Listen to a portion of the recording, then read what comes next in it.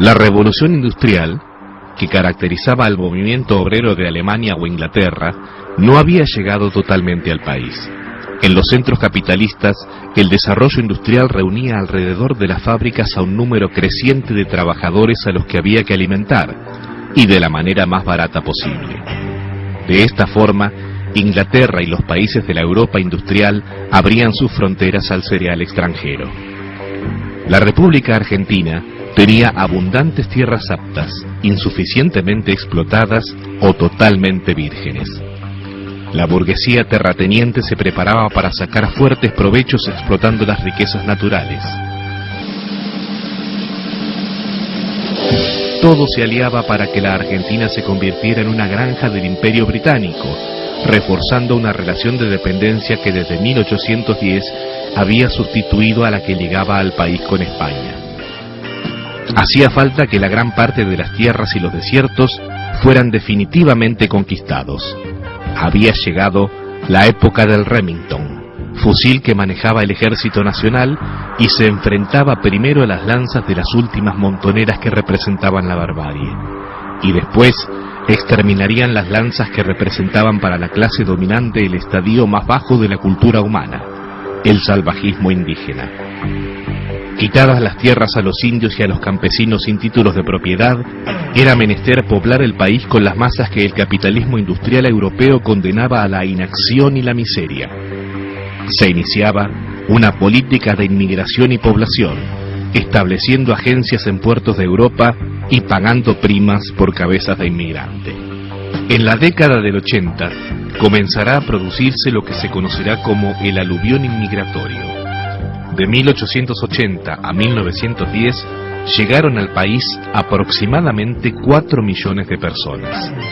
Los inmigrantes buscaban en su mayoría tierra, pero la concentración de la propiedad rural en manos de los grandes terratenientes, que no pasaban las 500 familias, determinó la expulsión de la gran mayoría de los inmigrantes hacia los centros urbanos, donde se convirtieron en asalariados de ocupación en talleres y fábricas, comercios y servicios, resignándose en muchos casos a trabajar como peones en la estiba, el acarreo y la construcción, sufriendo las más brutales formas de explotación, como jornadas de trabajo extenuantes, bajos salarios y absoluta desprotección ante los patrones. Recién a partir de 1880 se crearían las condiciones para el nacimiento del movimiento obrero. Los proyectos de Alberdi y Sarmiento, ideólogos de la inmigración que postulaban que la baratura y abundancia de la tierra atraerían a los pobladores de los países más avanzados de Europa, formando una sólida clase media rural propietaria, se verían prontamente truncados. La tierra pública se esfumó rápidamente y con ella los sueños de colonización oficial. Muchos inmigrantes eran partidarios conscientes del anarquismo y el socialismo. Con los inmigrantes llegaron los agitadores, que en su mayoría no eran intelectuales, sino obreros que se insertaban en la producción. Los militantes obreros que desembarcaban venían de países donde la lucha de clases entre proletarios y burgueses había desarrollado tácticas revolucionarias, como la huelga general, la acción directa y la insurrección proletaria. Tal el caso de los franceses llegados luego de la derrota de la Comuna de París, o de los alemanes perseguidos por el Kaiser. Era usual que ya en los sucios camarotes los inmigrantes militantes obreros realizaran reuniones, y que cuando el buque llegara a puerto, los esperasen ansiosos compañeros de lucha radicados en el país. Con los inmigrantes llegaban las ideas anarquistas.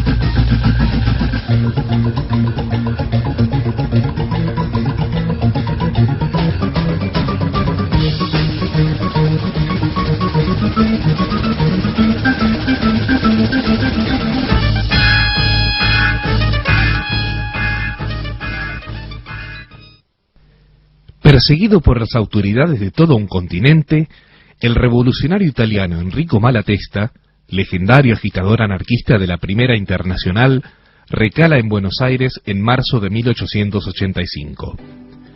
Es a Malatesta, quien residió en Buenos Aires durante 4 años, a quien se debe el afianzamiento del anarquismo en la Argentina. Malatesta explicó sus principios a través de la Questione Sociale, redactada en italiano y en español. Participa también en la organización de la primera sociedad de resistencia libertaria, el Sindicato de Resistencia de Obreros Panaderos. El retorno a Europa de Malatesta facilitó el auge del anarquismo individualista y antiorganizador, sustentado principalmente por Max Stirner, quien expone su teoría en su obra El Único y la Propiedad. El anarquismo individualista tenía como fundamento ideológico no la oposición individuo-asociación, sino la resistencia y la lucha del individuo a toda forma de autoridad, y se manifestó en las páginas de El Perseguido, desde 1890 hasta 1896, y El Rebelde. El Perseguido, en parte semanario, editó un centenar de números y llegó a imprimir 6.000 ejemplares por edición. Aparece cuando puede, decía debajo de su título. Fue fundado por una agrupación denominada Los Desheredados y luego pasó a ser dirigido por otra denominada La Expropiación. Los individualistas anarquistas opinaban que la educación y el ejemplo conducían más eficazmente que la violencia revolucionaria, aunque no desdeñaban la propaganda por el hecho como símbolo máximo de afirmación del individuo contra la opresión y la tiranía. Los primeros militantes confiaban en el valor de la educación y la propaganda para iluminar la conciencia embotada de los oprimidos. La propaganda revolucionaria los convertiría en seres humanos altivos y rebeldes. De ahí la profusión de periódicos aparecidos durante la década del 90.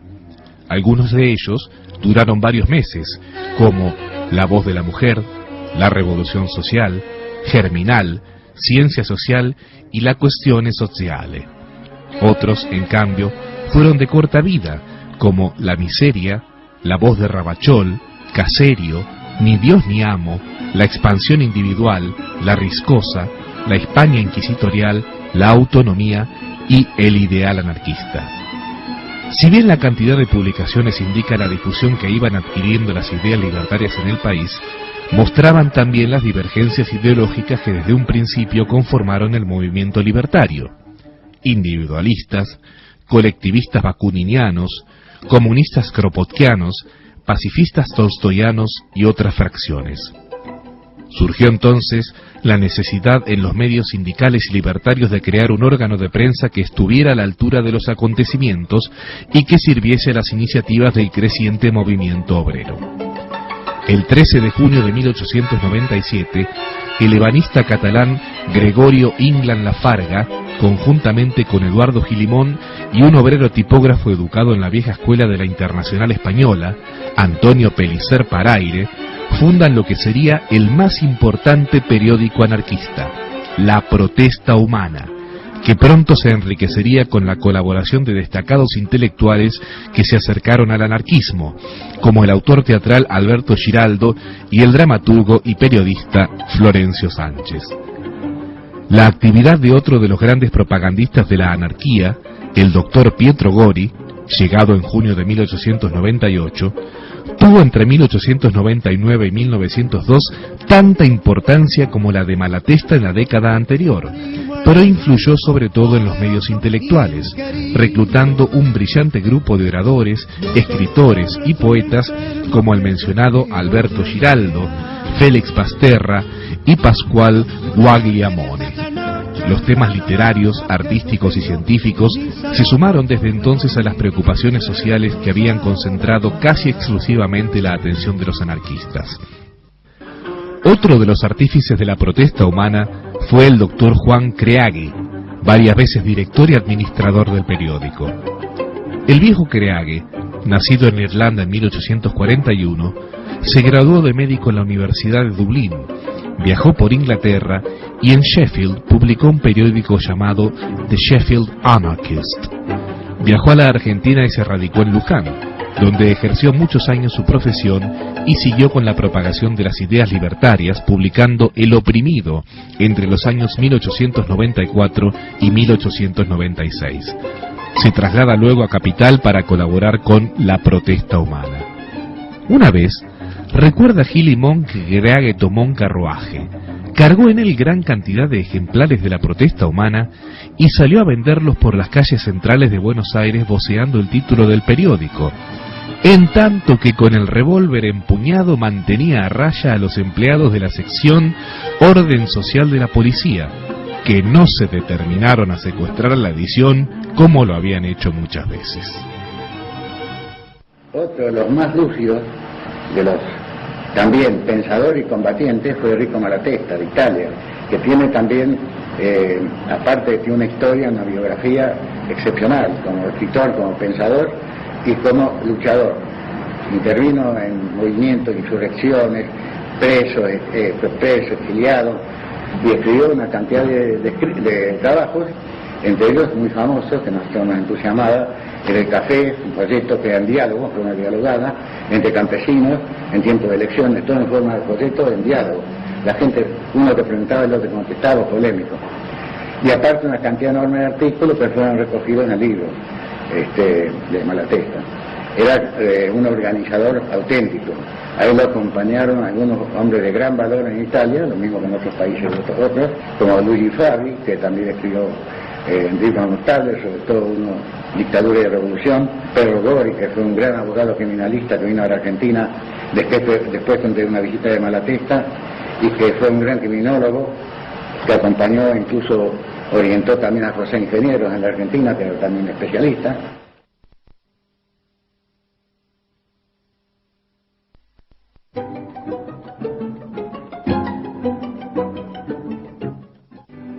En 1891, anarquistas y socialistas se unieron para organizar la Federación Obrera Argentina, que desaparecería muy pronto a causa de las discrepancias entre las dos tendencias.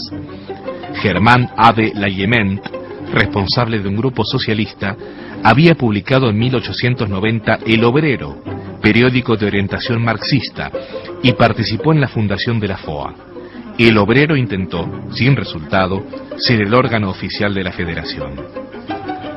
Anarquistas y socialistas tenían como punto de encuentro el diagnóstico que ambas ideologías realizaban del sistema capitalista y de la propiedad privada, ubicando el Estado como el estamento que asegura los privilegios de la clase burguesa hegemónica. Tanto anarquistas como socialistas otorgaban un papel fundamental a la instrucción de la clase obrera. La educación ocupó un lugar muy destacado en ambos movimientos, dando lugar a la creación de centros de estudio barriales, bibliotecas populares y ateneos, con el objetivo de promover la elevación moral de los trabajadores por medio del libro, la conferencia y el debate de ideas.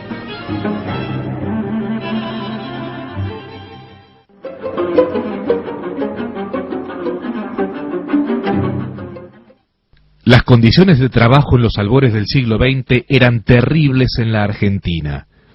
Una burguesía incipiente, sedienta de ganancias rápidas y poco escrupulosa para la acumulación de beneficios, mantenía a los trabajadores del país en condiciones infrahumanas. Ante esta situación, los trabajadores no tenían más remedio que asociarse y defender su derecho a la vida. Así, fueron multiplicándose las asociaciones obreras y las luchas reivindicadoras, con lo cual las huelgas en demanda de mejoras económicas y mejores condiciones de trabajo eran cada vez más numerosas. Pero una lucha sin cohesión y sin verdadera organización no podía dar los resultados esperados. Las conquistas muchas veces se perdían de nuevo fácilmente. Los militantes obreros y revolucionarios comprendieron que era urgente una táctica más adecuada, la de constituir una federación obrera regional. Varias sociedades obreras conciben el proyecto de celebrar un congreso de todas las sociedades obreras de la República. La idea de fundar una federación es entonces propagada por La Protesta Humana en talleres, fábricas y barrios obreros a partir del 13 de marzo de 1901. ¿Dónde vas con paquetes y listas? Que deprisa te veo correr. al Congreso de los Anarquistas para hablar y hacerme entender. El Congreso Obrero celebra sus sesiones el 25 y 26 de mayo en Buenos Aires con la asistencia de unos 50 delegados en representación de 35 sociedades obreras de resistencia de capital y del interior. Quedará entonces fundada la Federación Obrera Argentina, FOA. La organización que este Congreso acuerde será pura y exclusivamente de lucha y resistencia, completamente independiente y autónoma. Por unanimidad, se aprobará la moción de promover una viva agitación popular para obtener que se respeten la vida y el derecho de los trabajadores. El Congreso se declara favorable a la huelga general, el boicot y el sabotaje como herramientas fundamentales de lucha de los trabajadores. Se vota también la instalación de escuelas libres bajo el patrocinio de la Federación y la necesidad de una agitación por la rebaja o supresión de alquileres.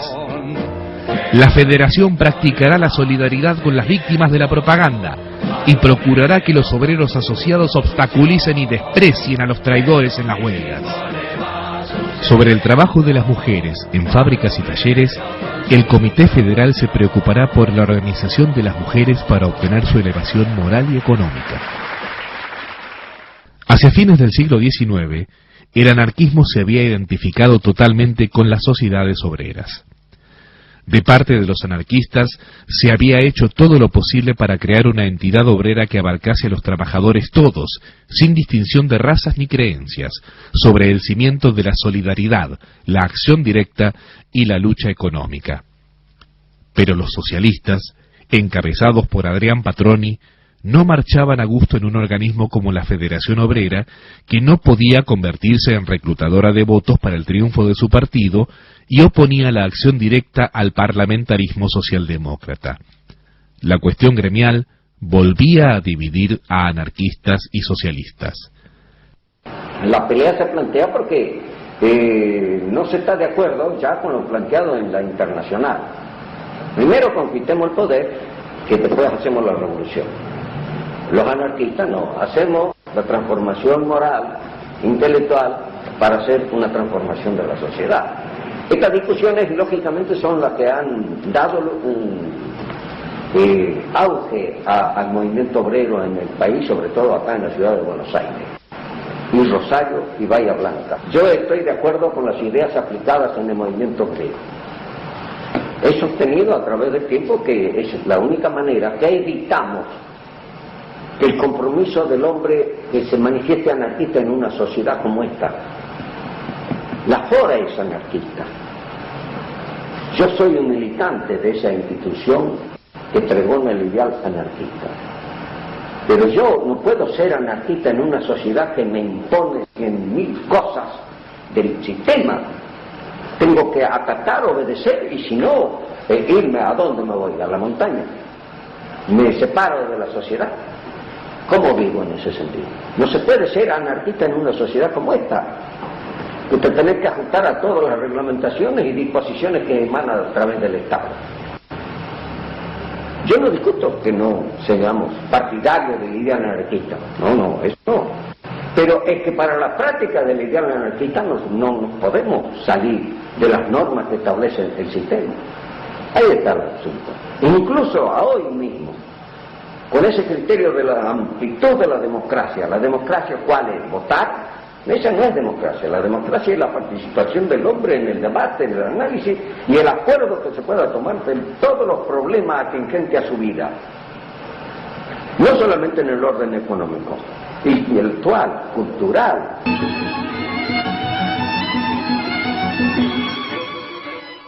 Los años de 1900 a 1902 fueron de intensa agitación proletaria y de huelgas a granel en todos los gremios y en todo el país. A mediados de 1901 hubo una gran huelga de panaderos. Se pedía $1 diario en lugar de comida en el establecimiento y el aumento de un hombre por cuadrilla. Se emplearon el boicot y el sabotaje. Al cabo de varias semanas se consiguió el triunfo casi por completo. En diciembre de 1901, los pintores de Mar del Plata reafirman la conquista de las 8 horas de trabajo y logran 50 centavos por día de aumento en sus salarios. En febrero de 1902, los obreros del puerto de Buenos Aires conquistan las 9 horas y el salario de 4 pesos por día.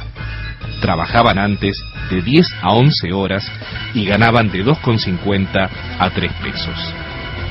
En julio-agosto de 1902 vuelve a tener lugar una huelga general de panaderos. Los trabajadores del puerto no se quedan atrás y vuelven a jugar una carta decisiva en defensa de condiciones de trabajo más humanas. A iniciativa de los obreros portuarios van a ponerse de acuerdo los estibadores de otras partes para una acción conjunta.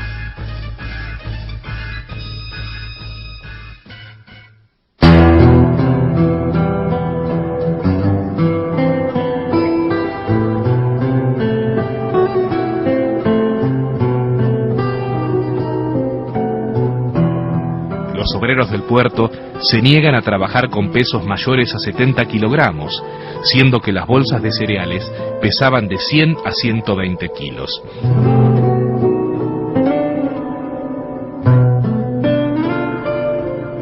Asimismo, no permitieron la rebaja en el sueldo, ni la disminución en el número de operarios de carga y descarga.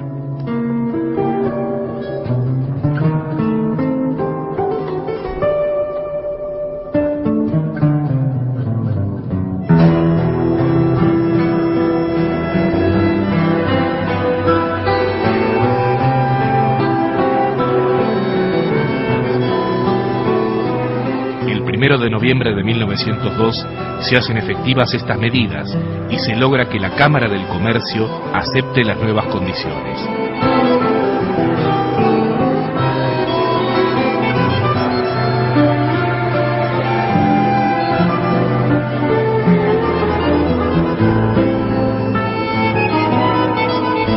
Los portuarios habían conseguido un admirable triunfo gracias a la fuerza de su organización.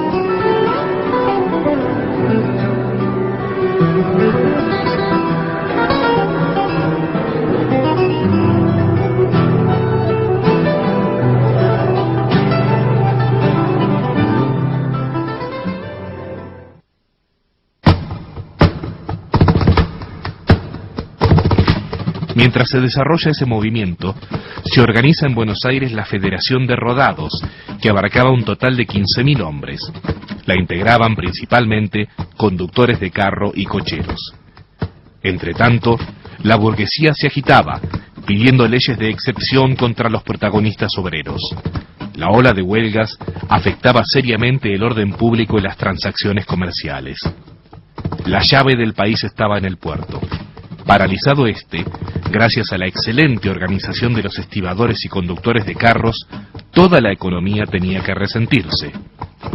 La situación vino a complicarse con la huelga de los peones del mercado central de frutos de Barracas al sur, donde más de 5.000 obreros presentaron el pliego de condiciones exigiendo la abolición del trabajo por tanto y a destajo, 9 horas de trabajo diario y aumento de jornal.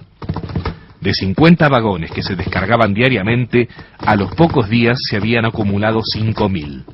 Los ferroviarios también se solidarizaron con la huelga.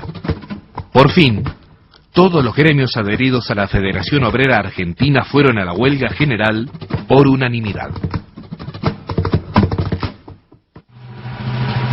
Las clases conservadoras, presas del pánico, forzaron al gobierno a aprobar la ley de residencia, que ponía en manos del Poder Ejecutivo los destinos de cualquier habitante del país. Ya en 1899, Miguel Cané va a publicar Expulsión de extranjeros, texto que fundamentará el proyecto que dará lugar a la Ley 4144.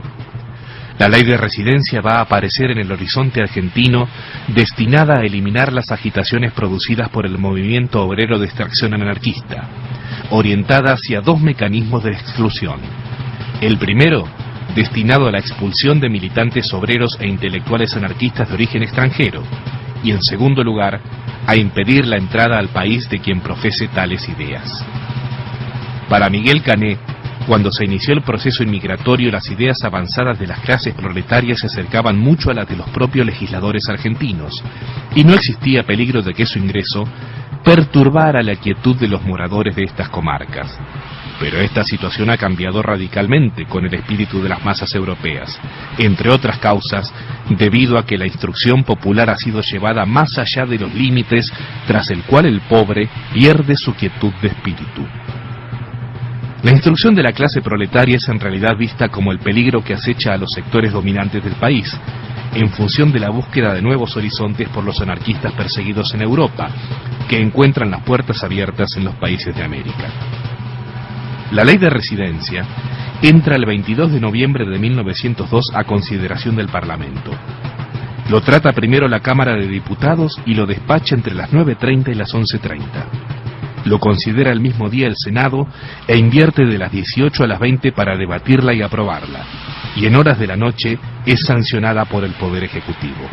Se declaró el estado de sitio y se procedió a la caza despiadada de los anarquistas y propagandistas libertarios. Buenos Aires se convirtió en un campamento militar. Decenas de militantes fueron deportados. Se efectuaron detenciones a granel.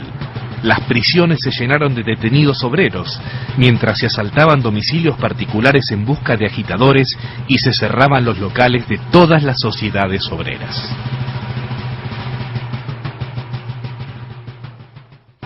La protesta humana logra reaparecer el 31 de enero de 1903, después del levantamiento del estado de sitio, declarando claramente que los obreros que comprueban estar afiliados a círculos del Partido Socialista, aunque hayan incitado a la huelga o aconsejado en organizaciones gremiales, son puestos en libertad sin sufrir más que una leve molestia. Los gremios socialistas disidentes del Congreso de la Federación Obrera de junio celebran el 7 de enero de 1903, a pocos días de la feroz persecución de militantes libertarios de la Federación, el Congreso de Formación de la Central Socialista UGT. Con esto quedaba demostrada la anuencia y la contemplación del gobierno de Roca para con los militantes del Partido Socialista y de la UGT, que propugnaba una táctica de reformas parciales, de moderación en la lucha y de conquistas legales.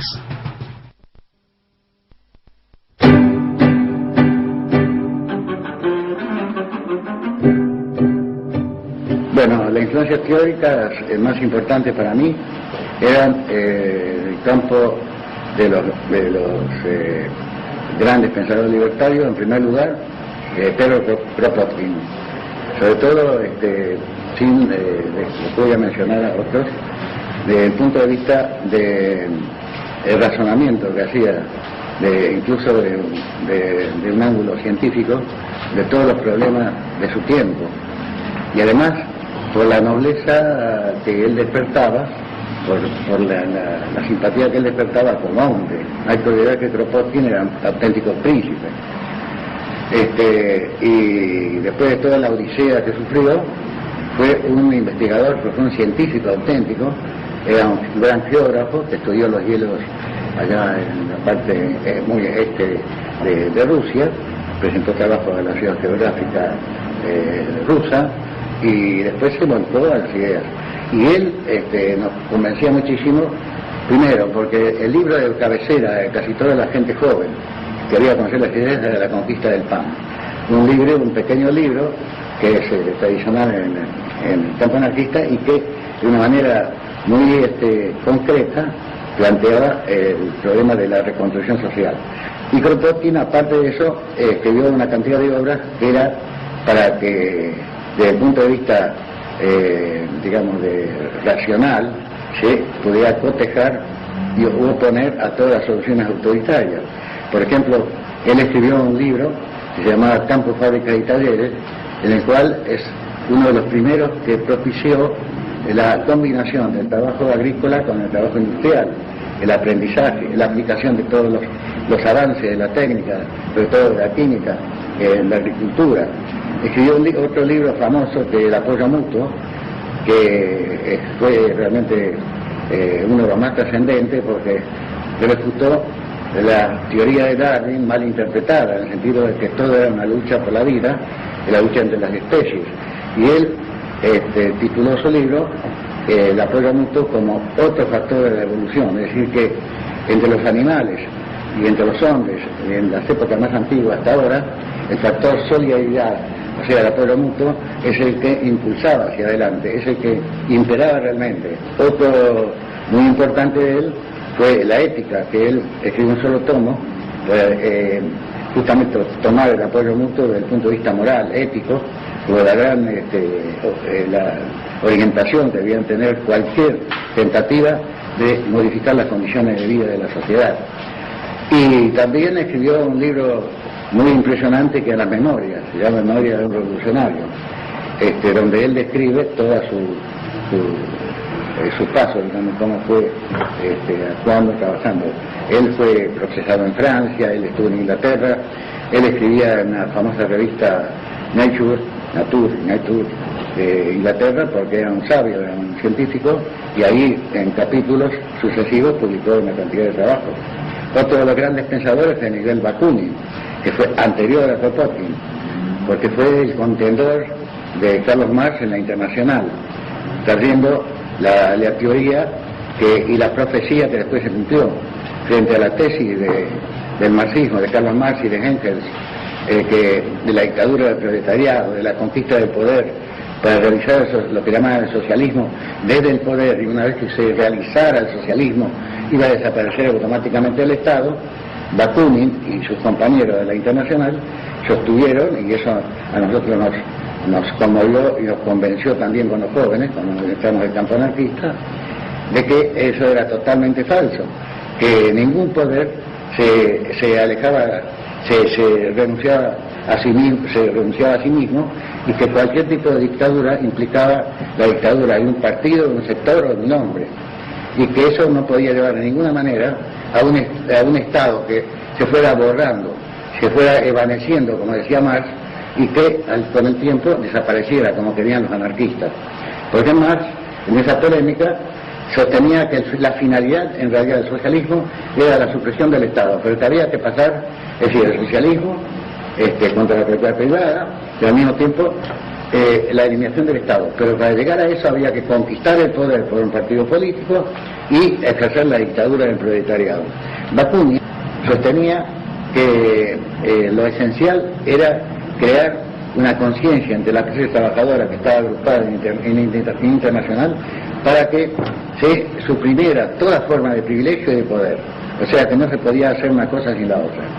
Y escribió, hay libros que llaman consideraciones filosóficas, llamó a la insurrección de los pueblos, y al mismo tiempo nos entusiasmaba muchísimo en Bakunin el hecho de que no fuera realmente solo un teórico, sino un combatiente, porque era un hombre de acción, tenía algo que, como el diablo en el cuerpo, según dijo alguien, y bien lo definió González Pacheco en un cartel, cuando habla de Bakunin, y al final cuando habla de la gente que tiene estatuas, dice, Bakunin, no se podía hacer una estatua de Bakunin, reventaría el bronce, como dando una idea de lo que era. Porque Bakunin intervino en una serie de insurrecciones en Lyon, en Dresde, donde estuvo la compañía de Richard Wagner, el famoso músico que después se volvió reaccionario, y estaba en todas partes.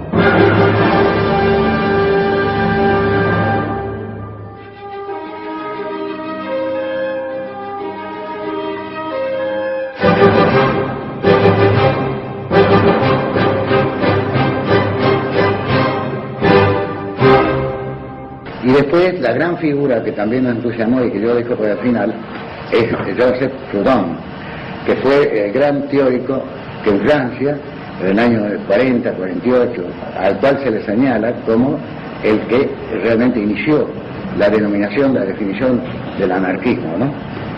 Sus grandes obras sobre el feudalismo, sobre la capacidad política de la clase obrera, y participó Proudhon en todas las contiendas que hubo de tipo político en una época muy difícil.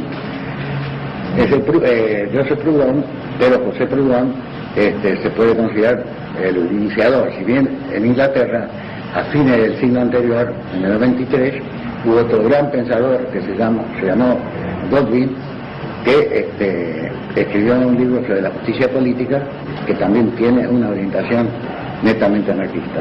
De manera que esos tres pensadores, más otros como Sebastián Faure, francés, que fue uno de los grandes filósofos de Francia y uno de los grandes escritores, que escribió también libros muy notables, otro, por ejemplo, como Rudolf Rocker, que fue el último, para no nombrar otros anteriores, porque hay en Francia Jean Grave, Malato, en la Argentina mismo, si no bien no hubo, digamos, teóricos de alto nivel, aunque sí algunos,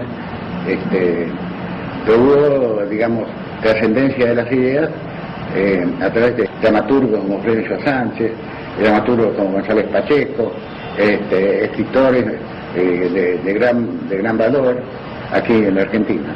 Es decir que fuimos recogiendo, digamos, las enseñanzas de todos esos grandes pensadores, que no solamente eran teóricos, no solamente se podían escribir, sino que entre prisión y lucha, e insurrección y movimientos, estaban forjando todo ese material bibliográfico, que es inconmensurable. La literatura anarquista en el mundo realmente es excepcional en cuanto a su cantidad y a su calidad. Oíd, mortales, el grito sagrado de anarquía y solidaridad. Oíd el ruido de bombas que estallan en defensa de la libertad. Buenos Aires, 1 de mayo de 1904. Ya se acercan. Son las columnas anarquistas. Vienen con sus banderas rojas y negras, sus estandartes con los nombres de sus gremios. Panaderos, marmoleros, carreros, carpinteros, pintores. Son miles y miles que avanzan. 70.000 calculará el diario La Prensa. La manifestación obrera más grande de toda la historia argentina para un Buenos Aires que no tiene más de 1 millón de habitantes. El estandarte de la Federación Obrera Argentina se extiende de vereda a vereda. Al frente, la banda integrada por compañeros italianos. Cantan Hijo del Pueblo, la más querida canción anarquista.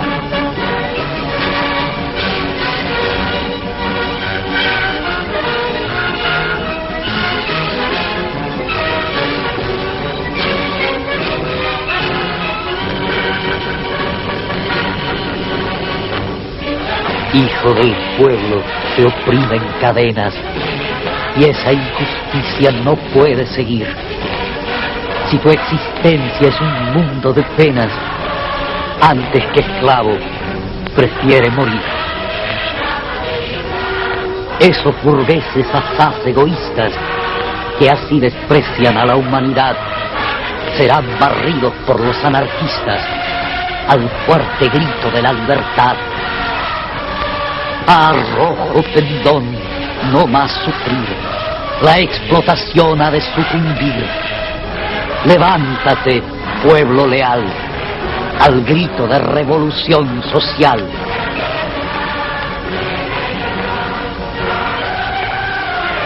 Marchan de Plaza Congreso a Plaza Mazzini, pero la policía les saldrá al paso. Se luchará a brazo partido. La represión es tremenda, a tiro limpio. 1 centenar de obreros heridos quedan en el suelo. El cadáver del marinero Juan Ocampo es llevado en hombros por los anarquistas hasta el local de la protesta. Así serán todos los 1 de mayo. Los porteños se esconden en ese día porque saben que los anarquistas salen a la calle a recordar a los mártires de Chicago, ahorcados por luchar en pos de las 8 horas de trabajo.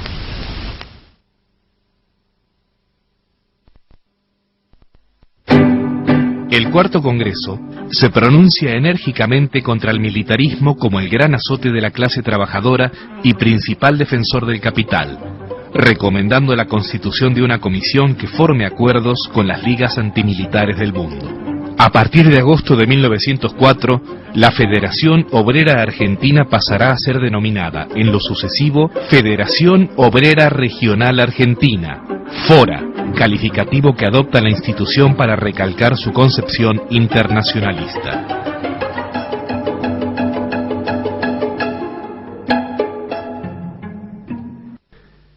El 4 de febrero de 1905 se realiza un alzamiento revolucionario en la capital y en varias provincias, organizado por el Partido Radical.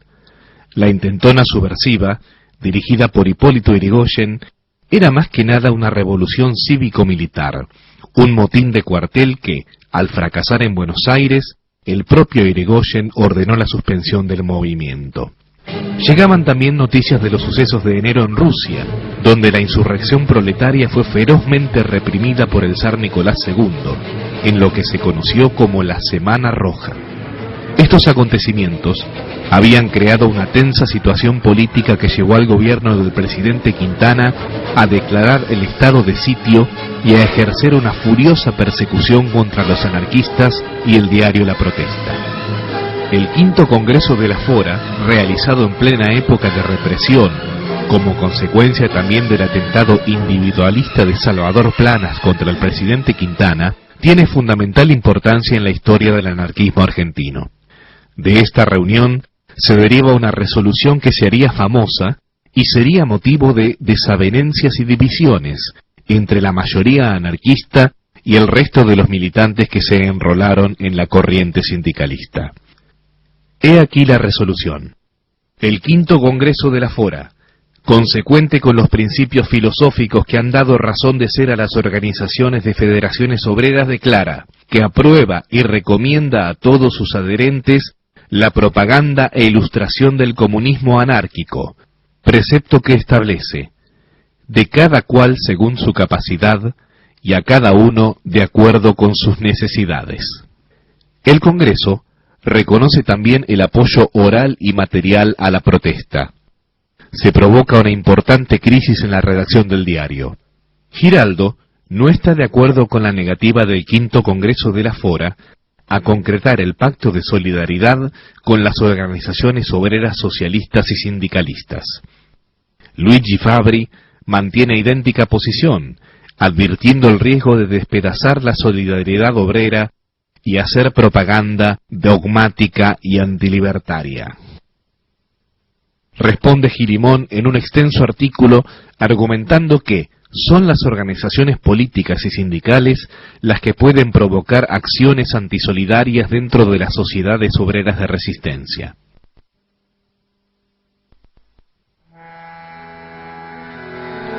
En septiembre de 1907 se produce la huelga de alquileres en Buenos Aires. La huelga de inquilinos comenzó cuando los vecinos de un conventillo resolvieron negarse a pagar el aumento en el alquiler de sus viviendas. Pronto se supo que otros conventillos habían adoptado la misma actitud y en pocos días la huelga había ganado todos los conventillos de la capital. Los oradores populares y los comités de organización se manifestaban en todos los barrios arengando a los inquilinos a resistirse a los desalojos. Algunos propietarios comenzaron a decretar rebajas, pero la policía, planificadamente, intimidó a los inquilinos para que pagaran bajo amenaza de prisión o deportación. El propio jefe de policía, coronel Ramón Falcón, intervino en varios procedimientos donde tuvieron lugar intensas redadas, deportaciones de anarquistas y hasta la muerte de un joven de 17 años, Miguel Pepe.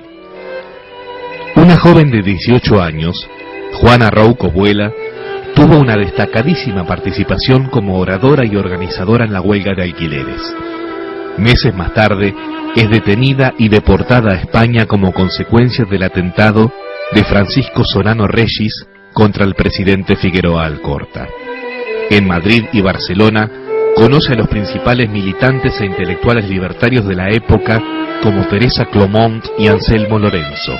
Lo mismo en Francia e Italia. En agosto de 1909 desembarca en Montevideo, donde funda el periódico Nueva Senda y participa en la campaña por la libertad de Francisco Ferrer y Guardia, fundador de la Escuela Moderna, fusilado luego en el castillo de Montjuich por la monarquía en complicidad con la Iglesia Católica de España. Juana Rouco continuará con su agitación y su obra periodística a pesar de las detenciones, las deportaciones y las fugas.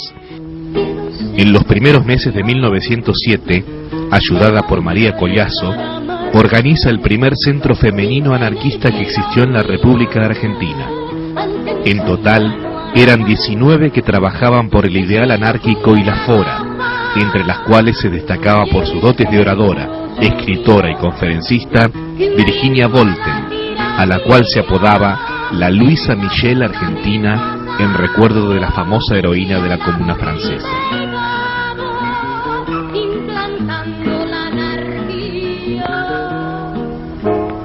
Virginia Volten es la primera mujer oradora en un mitin obrero el 1 de mayo de 1890 en la Plaza López de Rosario, ciudad conocida como la Barcelona Argentina por el sentimiento combativo de sus organizaciones gremiales.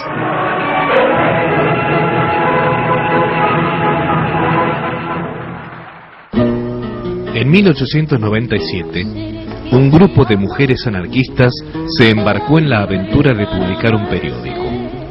Era una tarea semiclandestina.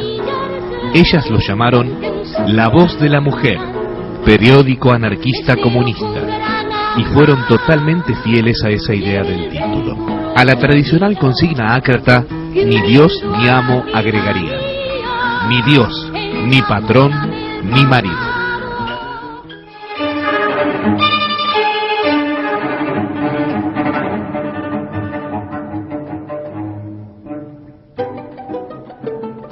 La libertad es la extensión del derecho del individuo, sin afectar a su semejante. No es que mi libertad termina frente a mi semejante, no. La libertad se complementa en la vida de los hombres. Esa es la manera de comprender cuando nos sentimos iguales dentro de la sociedad. De otra manera no somos iguales. Ahora, el aspecto, por ejemplo, de la imposición, ya esto, los anarquistas han discutido permanentemente esto. No estamos en condiciones. Y si la fora acepta el federalismo, que es la base del individuo, es decir, el derecho del hombre, puesto en práctica en la sociedad esa comunitaria que organiza, nosotros formamos una sociedad de obreros, del gremio de lo que sea, formamos una sociedad de hombres identificados en igualdad de condiciones morales y materiales. Yo no soy más ni menos que semejante que está ahí conmigo. Y cuando hablamos, conversamos, tratamos de ir buscando la manera, las salidas a cualquier tipo de problema que se plantee. En ese debate se agiliza la mente, se prepara el hombre para una mayor evolución. Si no lo preparas ahí, no hay sentido ahí. Por esto es la permanencia de nuestras cosas, es la biblioteca, el libro, la conferencia, porque la cultura es la base de poder romper con el misticismo, es la base de anular los dogmas. Nosotros no podemos crear una sociedad que se funde en ningún tipo de dogma ni misticismo. Lo fundamos en la libertad del hombre. Y si no se llega a eso, bueno, habrá que esperar el tiempo que madure. Y si no madure, bueno, seguiremos esperándolo. Porque hay que tener en cuenta que el hombre hoy, en la actualidad, lleva apenas 200 y pico de años que goza de la libertad de hacer libre experiencia. El hombre ha sido siempre sometido, esclavizado. Y en los últimos siglos ha sido peor, entre la Iglesia y el feudal, el reinado. El hombre ya fue un esclavo total y absoluto. Dependía, como se ha pretendido y pretenden estos gobernantes actuales, si siguen caminando por eso donde van, que le van a medir la longitud intestinal y te van a dar de comer la cantidad que necesitas y lo que quieras que comas.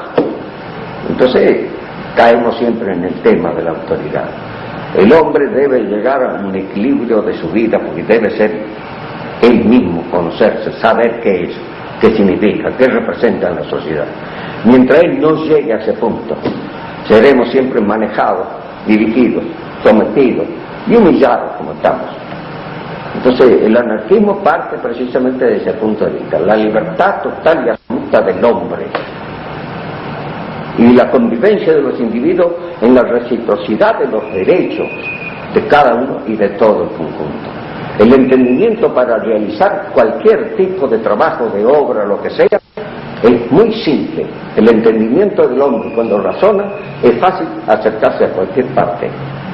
Si ha sido capaz el hombre, hoy ya, las experiencias con los genios, por ejemplo, es tremendo.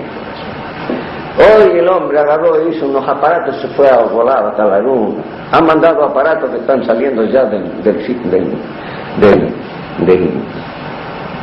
epicentro solar.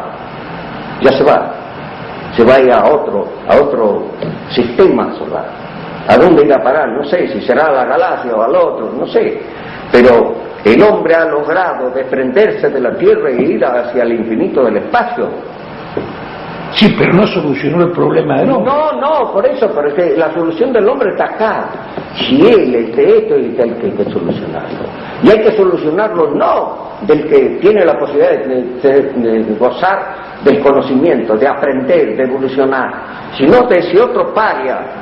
Hay que sacarlo de ahí, del fondo donde está sumergido, elevarlo a la condición de ser humano. Esa es una de las misiones elementales de todo aquel revolucionario que quiere transformar la sociedad. No transformamos al hombre. No puede haber transformación social. No transformamos al hombre. No podemos decir vamos a transformar la sociedad.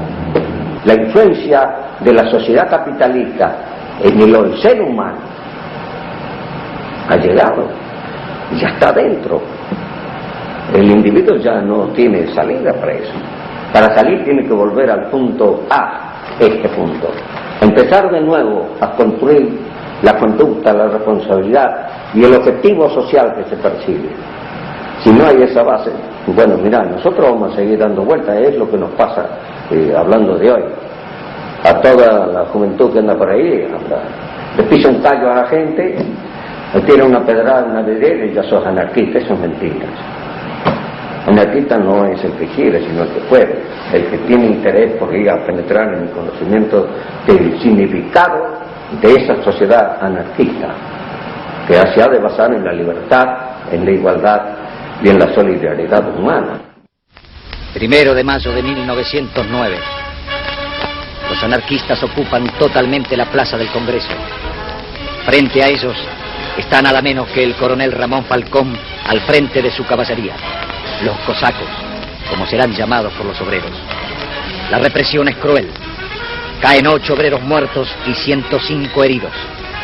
Entre los manifestantes está un adolescente, un ruso llamado Simón Radovisky, y en el 11 de noviembre de ese año hará volar por el aire con una bomba al coronel Falcón y a su secretario.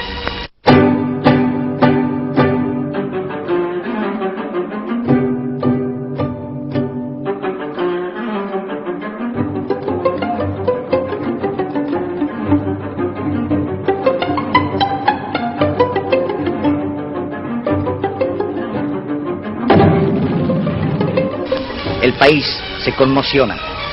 El anarquista es apresado y pasará 21 años en Ushuaia, la Siberia argentina. Será el mártir, el santo de la anarquía, cantado por todos los payadores libertarios.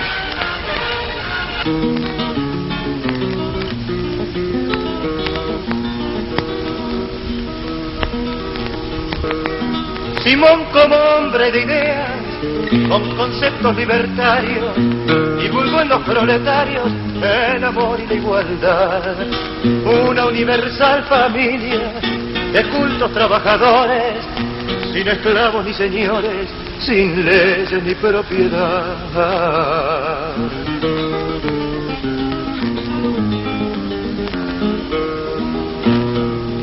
Falcón, como buen soldado, con arcaicos oropeles, propagaba los cuarteles a la patria nacional. Y así requería patriotas que bajo de su mando fueran a su voz de mando una avalancha mortal.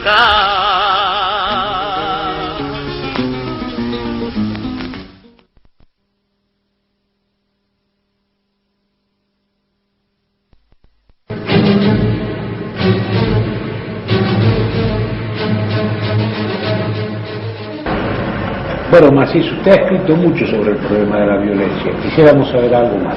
Muy bien. Bueno, es un tema que siempre ha estado, digamos, en el centro de la discusión, incluso de las interpretaciones que han hecho muchos equivocadamente de lo que era el anarquismo, lo que era el pensamiento libertario.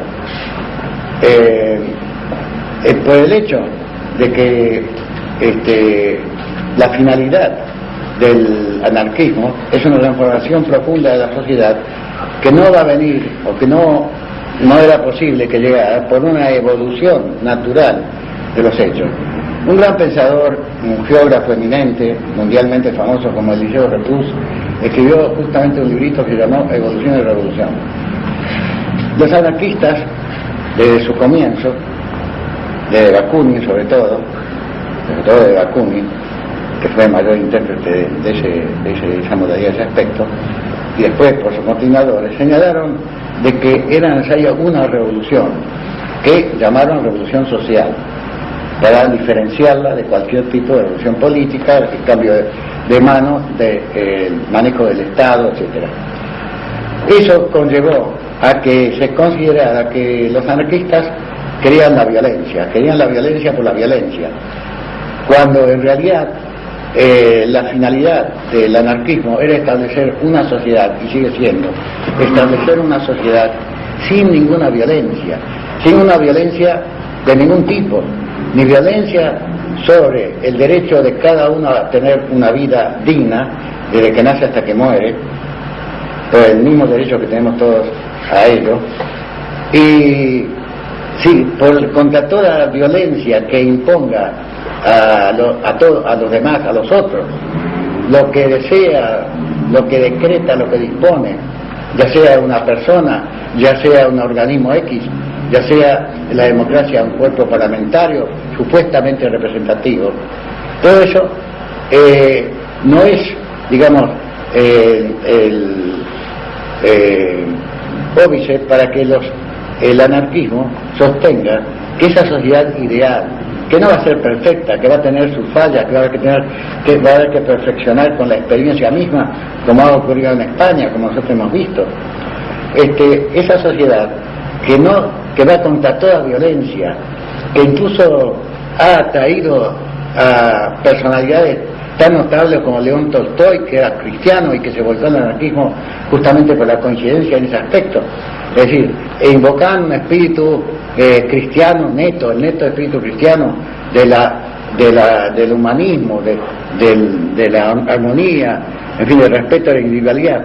Bueno, eso, para el anarquismo, la violencia que iba a ser necesaria, pero que ellos sostuvieron, los grandes pensadores, hablo, que debía ser en el menor grado de posible aplicación, como lo dijo textualmente Malatesta, que va a ser imposible que cedan los que son dueños de la tierra, de la riqueza, de la fábrica, de la banca, de todos los mecanismos que se han ido perfeccionando, sobre todo con el tiempo para sostener el capitalismo, no iban a ceder voluntariamente por una simple prédica de carácter moral, para convencerlos a ellos, como hicieron muchos teóricos, de que ellos mismos iban a vivir mejor, en una sociedad igualitaria, libre de ese tipo, que no iban a ceder por su libre voluntad, sino que había que provocar una insurrección, un levantamiento de aquellos que estaban oprimidos, y no solamente que estaban oprimidos directamente, sino los que compartían la necesidad de hacer justicia, la auténtica justicia social, de poner a todos los seres humanos que sufrieron tanto desastre y que seguían sufriendo tanto desastre con la guerra, con el hambre, con la miseria y con las enfermedades, tanta falta de respeto para la persona humana, ponerlos a todos en condiciones de convivir armoniosamente. Eso era un mundo totalmente sin violencia, pero para llegar al mismo era necesario voltear, derribar todas las trincheras, las fortalezas que tenía montado el régimen capitalista. Y por eso es que en la mayor parte de los pensadores y en la prédica anarquista se sostuvo la necesidad de prepararse para eso que se llamó la revolución, pero con la aclaración debida de que si ocurriera en cualquier lugar y en cualquier oportunidad que la violencia no fuese necesario, de ninguna manera se iba a aplicar. Al contrario, se invitaba, y está ahí la prensa anarquista de todo el mundo y de todas las épocas, se invitaba a, incluso hay libros y trabajos emocionantes, se invitaba a comprender la necesidad de cambiar las condiciones que estaba la humanidad. Si la humanidad sufría guerra tras guerra, conflictos raciales, cosas, y si media humanidad sufría hambre, miseria, que sigue hasta ahora, si todo eso estaba en una realidad, ¿por qué no cambiarla? ¿Por qué no modificarla? Pero el capitalismo, en lugar de ir cediendo y de ir pasando como supuso Carlos Marx y Ángel, de una forma natural, por una concentración de poder y demás, iba a ir fatalmente al socialismo. En lugar de eso, el capitalismo fue perfeccionándose, fue aplicando nuevos métodos, fue internacionalizándose y fue llegando a las condiciones que estamos ahora. Entonces, la violencia para el anarquismo era necesaria si se llegaba a promover un movimiento popular, revolucionario, sobre todo de los explotados y oprimidos, para modificar el sistema. Ahora bien, como han ocurrido también hechos aislados de violencia en determinados lugares del mundo, protagonizados por anarquistas, también se ha utilizado estos hechos para acoplarlos a la médula, a la esencia misma del anarquismo, cuando no tiene absolutamente nada que ver.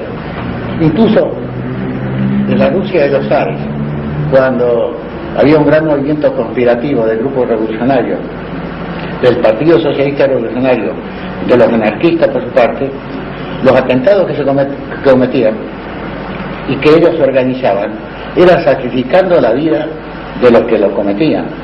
Eran gente que estaba dispuesta a dar su propia vida en el momento en que atacaba un duque, un intento del zar, un intento del primer ministro, etc.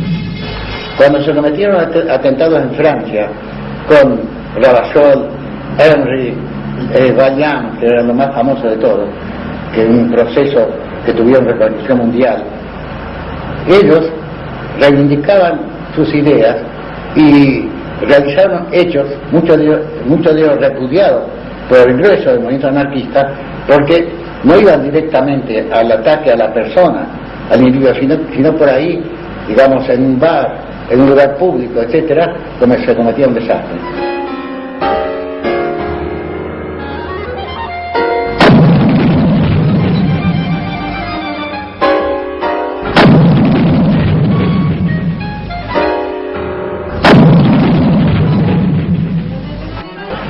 La defensa, digamos, de esa forma del anarquismo corrió por cuenta de algunos minoritarios grupos que estaban entusiasmados con ese método, pero la generalidad del movimiento anarquista siempre recibió ese tipo de violencia que era totalmente incompatible con las ideas propias, porque de ninguna manera podían pagar la culpa de un sistema que estaba rigiendo y que sigue rigiendo, los que estaban, digamos, sumergidos en él, como estamos todos nosotros, sufriendo sus consecuencias.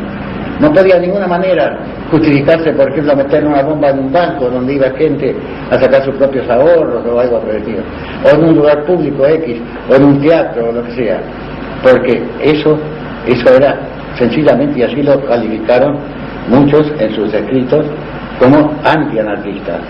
De manera que la violencia en sí misma, la violencia sobre todo de los que la violencia de los que no apelan, dudan en utilizar los medios con tal de conquistar el poder, y la violencia de los que utilizan el poder para reprimir a los que quieren suplantarlo, todo eso es tan criminal, tan antihumano como la violencia que pueda invocar el anarquismo para cometer realmente actos que son injustificables.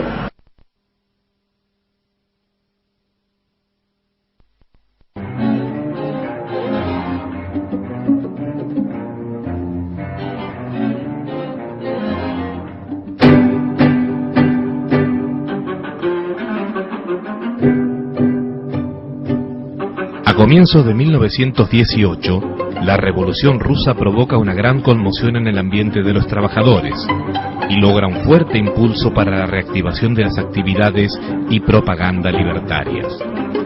Los sucesos de Rusia demostraban que los sueños de los revolucionarios no eran utópicos. La clase trabajadora, por medio de la insurrección armada, podía destruir el sistema capitalista y construir el socialismo.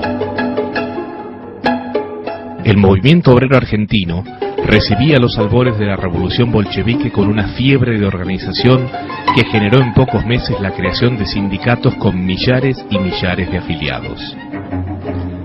La revolución rusa despertaba grandes esperanzas en el proletariado mundial. En Alemania, desde la cárcel, Rosa Luxemburgo y Karl Liebknecht en las cartas de Espartaco proclamaban que no hay sino un modo de detener la matanza de los pueblos y alcanzar la paz. Es desencadenar una lucha de masas, huelgas en masa que paralicen toda la economía y la industria bélica. Es instaurar por la revolución de la clase obrera una república popular en Alemania. Tan solo por ese medio se logrará salvar también la revolución rusa. El desastre de la Primera Guerra Mundial ya concluía. Durante 4 años, millones de jóvenes se despanzurraban a bayonetazos en las trincheras europeas.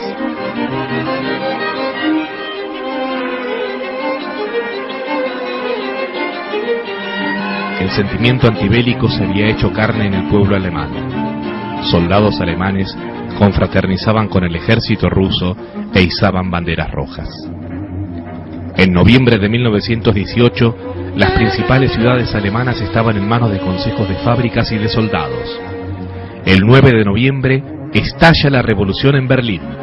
Ese mismo día abdica el emperador Guillermo II y el último canciller de la monarquía, Max de Baden, nombra canciller al máximo dirigente socialdemócrata, Ebert, que asumido el poder llama a los trabajadores a dar por terminada la revolución. Los espartaquistas se niegan a la disolución de los consejos de fábrica.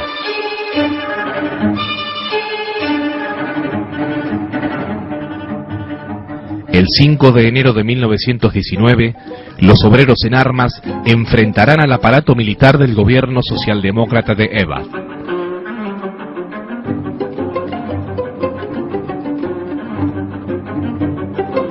En el estado de Baviera, uno de los más federales de Alemania, el gabinete del socialista independiente Karl Eichner se apoyaba directamente en los consejos de obreros y de soldados. La República de los Consejos de Baviera es proclamada en Múnich el 7 de abril de 1919. El 31 de octubre de 1918 desfilan en Budapest, ante la caída del Imperio Austrohúngaro, 400.000 personas cantando la marsellesa de los trabajadores. Meses más tarde, quedará constituida la República Soviética de Hungría, donde su ministro de Relaciones Exteriores, Béla Kun, será la principal figura revolucionaria. Los consejos rurales y urbanos se ocupan de la organización de la producción y de la distribución de la riqueza, mientras que los consejos de obreros y soldados toman los principales cuarteles y el control de la capital. A la repercusión de la Revolución Rusa, la caída de los imperios alemán y austríaco y los movimientos revolucionarios de Hungría, la Liga Espartaquista y la República de Consejos de Baviera, deberá sumarse una intensa agitación del proletariado en Italia, Francia y España. Todos estos acontecimientos van a repercutir vivamente en la Argentina, convirtiendo nuevamente a la fora anarquista en el centro de convergencia revolucionaria de las grandes masas.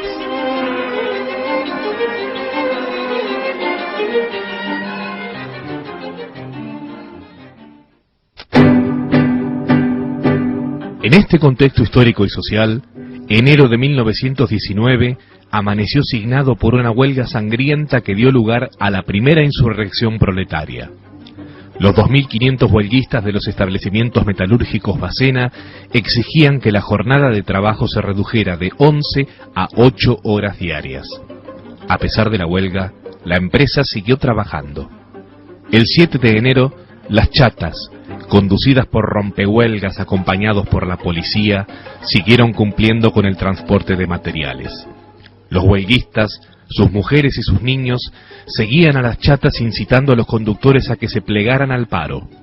Como los conductores rompehuelgas continuaban trabajando, los huelguistas apelaron a tirarles piedras desde sus barricadas, al fuerte grito de «Crumiros» y «Carneros». Inmediatamente, varios policías disparan sus fusiles y los piquetes de huelguistas son ametrallados. El resultado será de 4 obreros muertos y más de 30 heridos. Ese atropello, ese asesinato que hubo de obreros metalúrgicos de la Casa Bacena, la fora del quinto Congreso, como la fora del noveno, declaran la huelga general. Ya habíamos comenzado en el trabajo a hacer efectiva la jornada. En eso vienen delegados de la fora, de la local bonaerense, informando a los talleres la declaración de la huelga general por el motivo que era. Entonces era una casa que éramos como 100 obreros y era un barrio completamente obrero, Villa Crespo, donde estábamos instalados, y empieza a repartirse por grupos, visitando a las grandes fábricas, curtiembres, fábricas de cajones, talleristas, y así llegamos en manifestación al local de la fora. En el transcurso que se iba ahí, se paraban los tranvías, se les cortaba la soga de los troles para que no caminaran, en fin, un hecho de rebeldía. Pronto surgió la consigna de la huelga general, declarada por la fora anarquista del Quinto Congreso. La resolución del Consejo Federal es registrada el 8 de enero por el diario La Protesta. Por la noche, la fora sindicalista del 10º Congreso resuelve la huelga general, pero solamente por 24 horas. El día 9, ante una ciudad totalmente paralizada, los talleres Bacena son incendiados. Varias armerías son asaltadas, mientras grupos de manifestantes levantan barricadas con carros y tranvías dados vuelta. Hay otra infinidad de tranvías abandonados en el medio de las calles. El auto del jefe de policía es incendiado en San Juan y 24 de noviembre. 200.000 obreros y obreras acompañan el cortejo fúnebre con demostraciones hostiles al gobierno y a la policía. A la tarde es el entierro. Mientras se está preparando el entierro, esperando a los féretros que venían del barrio de Boedo, se asaltan armerías, se asaltan comisarías, hay un desconcierto total, tanto en la policía como los hechos que hacen los trabajadores y demás. El pueblo en la calle también es descontrolado, acercan los féretros que se llevaban a pulso, hay un gentío enorme. Nosotros que estábamos esperándolo en la calle Triunvirato y Río de Janeiro, nos aplicamos en la columna que venía ya con los féretros. Se entra en Chacarita, cuando entra cierta cantidad de gente en Chacarita, cierran los portones y empiezan las descargas de fusilería. La gente que estaba dentro de Chacarita estaría con algún revólver y se sentía un pum, pero rueda y se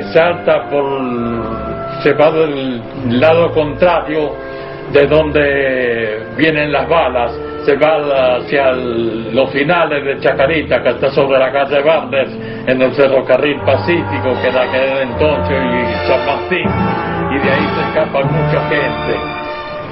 Creo, como ya lo dije en otra oportunidad, que mucha gente quedaron durmiendo en la Chacarita. Por la tarde de ese 9 de enero, y ante las calles en poder de los obreros, el gobierno dispone el acuartelamiento de todas las fuerzas policiales. El día 10, la capital amanece totalmente paralizada, mientras la huelga se extiende en el interior cada vez más. En su edición, La Protesta publica: el pueblo está para la revolución, lo ha demostrado ayer al hacer causa común con los huelguistas de los talleres Bacena. Obreros a luchar, a la revolución, con decisión, a conquistar nuestra emancipación. El trabajo se paralizó en la ciudad y en los barrios suburbanos. Ni un solo proletario traicionó la causa de sus hermanos de dolor. Por la tarde, la imprenta será asaltada por la policía y la Liga Patriótica Argentina. El gobierno de Hipólito Yrigoyen se preparaba para enfrentar esa revolución y nombra comandante general de la capital federal al general Luis de Lepiane. Bajo su dirección se va organizando el mayor aparato represivo desarrollado hasta ese momento. Se distribuyen 30.000 hombres de ejército en toda la ciudad, además de 2.000 hombres de la Marina de Guerra y todas las fuerzas policiales. Durante los días 10, 11 y 12, las redadas en masa y por pequeños núcleos produjeron detenciones que alcanzaron un total de 55.000 personas. Mientras la policía realizaba su cadena represiva, se creaba el Comité Nacional de la Juventud, grupo parapolicial, que más tarde se transformaría en la Liga Patriótica Argentina, cuyo fundador y presidente sería el abogado Manuel Carles. La Liga Patriótica, formada por jóvenes de la oligarquía, tuvo libre participación para la cacería del anarquista.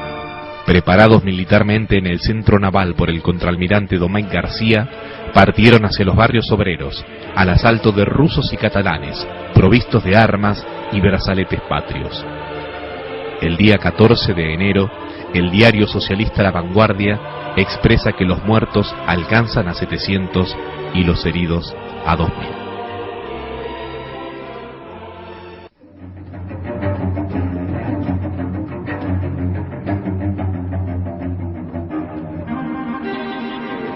En base incluso a la experiencia que estamos viendo, lo que estamos viendo en el mundo, y sobre todo en el país que despertó tantas esperanzas, como fue el caso de la revolución de 1917 en Rusia, que fue algo así como una alborada, porque en todo el mundo, sin distinción de corrientes, en el comienzo, cuando se levantó ese pueblo y derribó el zarismo, creyó que venía la gran revolución.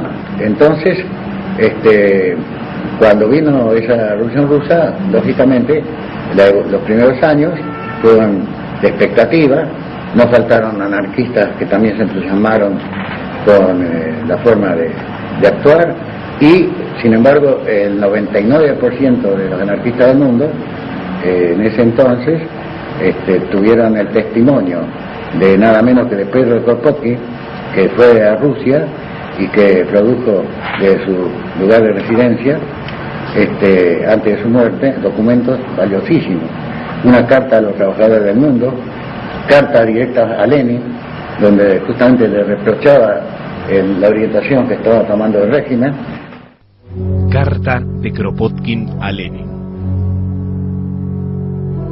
No puedo llegar a comprender, por más que me esfuerzo y por más voluntad que pongo en ello, cómo nadie de los que lo rodean a usted no le ha dicho todavía que las decisiones del género que usted está tomando evocan los oscuros tiempos de la Edad Media y los días de las Cruzadas. Vladimir Ilich, vuestros actos resultan muy poco dignos de las ideas que usted mismo dice sostener. Si tales métodos son tolerados ahora, no nos será muy difícil pensar que un día no muy lejano se use entre ustedes la tortura como en la Edad Media.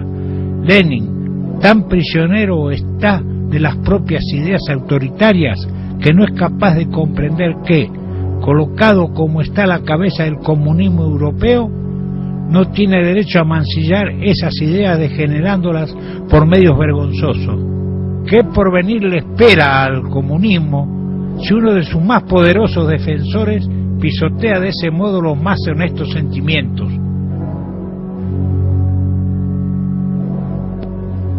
En Rusia, la mayoría de los anarquistas permanecieron en prisión, destierro o en guerra.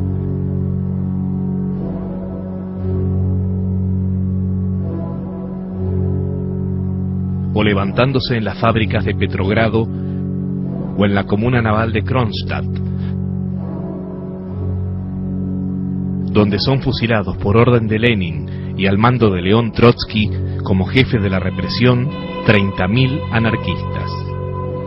La célebre anarquista lituana Emma Goldman, una de las líderes del movimiento anarquista en Estados Unidos, le dirá al periodista John Reed: están fusilando a todos los anarquistas.